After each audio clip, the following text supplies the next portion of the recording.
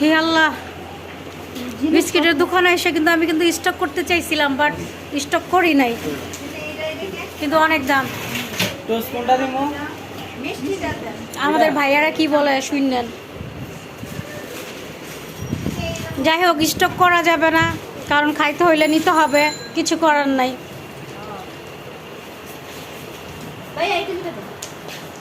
কারণ সরকারের ডেতে ওনারা ট্যাক্স দিয়ে আসছে, তো এর জন্য দাম বাড়লেও খাইতে হইব, আমরা তো পাবলিক।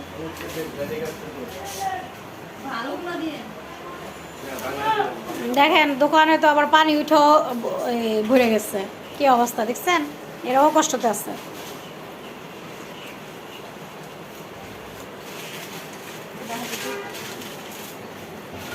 যাই হোক, বৃষ্টিতে ভিজে ভিজে কি নিতে আসলাম আর কি কিনলাম আপনাদের সাথে একটু শেয়ার করি। আর ভাইয়ারাও দেখেন পানি পুরো ভরা ভরা।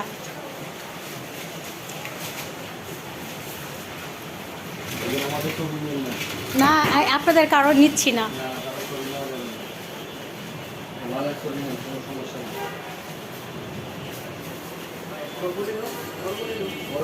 হুম,